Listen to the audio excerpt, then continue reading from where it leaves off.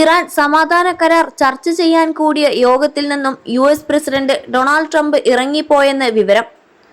US പ്രതിനിധികൾ ഇറാനുമായി ധാരണയിലെത്തിയ പല വ്യവസ്ഥകളിലും മാറ്റം വേണമെന്ന് നിർദ്ദേശിച്ച ട്രംപ് കരാറിലെത്താൻ ധൃതിയില്ലെന്ന നിലപാടെടുക്കുകയായിരുന്നു.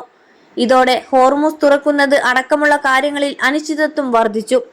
അതിനിടെ ഇറാനിലേക്ക് പോയ വാണിജ്യ കപ്പൽ ആക്രമിച്ചെന്ന് US നാവിക ഉപരോധം ലംഘിച്ചെത്തിയ കപ്പലിന് ആവർത്തിച്ച് മുന്നറിയിപ്പ് നൽകിയെങ്കിലും അനുസരിക്കാത്തതോടെ ആക്രമിച്ചെന്നാണ് US സെൻട്രൽ കമാൻഡ് വ്യക്തമാക്കിയത്.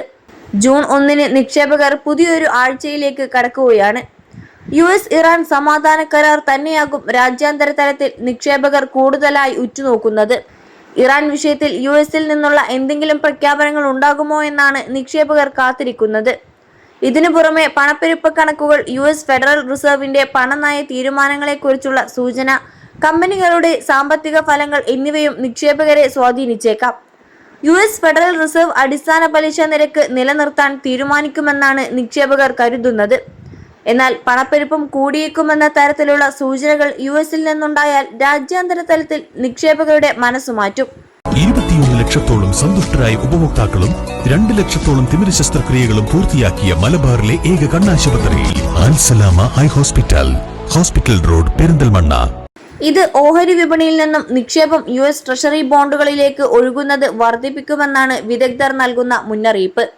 അതോടൊപ്പം ഇറാനുമായുള്ള സമാധാന ചർച്ച പരാജയപ്പെട്ടാൽ യുദ്ധത്തിന്റെ വഴി തിരഞ്ഞെടുക്കുമെന്ന് US പ്രതിരോധ സെക്രട്ടറി പീറ്റ് ഹെഗ്സേത്ത് വ്യക്തമാക്കി. സംഘർഷത്തിന്റെ ആദ്യ ദിവസത്തേക്കാൾ യുദ്ധസന്നാഹം ഇതിനായി സജ്ജമാണെന്നും പീറ്റ് ഹെഗ്സേത്ത് പറഞ്ഞു. അതിനിടെ ഹോർമുസ് കടലിടുക്കിന്റെ നിയന്ത്രണവും നടത്തിപ്പും നിയമമാക്കാൻ ഇറാൻ ശ്രമിക്കുന്നതായി റിപ്പോർട്ടുകളുണ്ട്. ഇറാൻ പാർലമെന്റ് ഇത് സംബന്ധിച്ച കരട് ബിൽ വോട്ടിനിടാൻ ഒരുങ്ങുന്നതായാണ് വിവരം.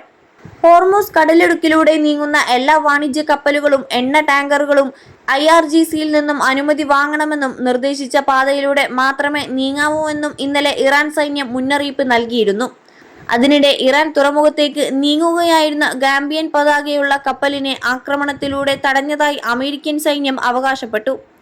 നാവിക ഉപരോധം തുടരുന്ന അമേരിക്ക നയതന്ത്രത്തെ വഞ്ചിക്കുകയാണെന്ന് ഇറാൻ പരമോന്നത നേതാവിന്റെ ഉപദേഷ്ടാവ് മൊഹ്സിൻ റസായി വ്യക്തമാക്കി.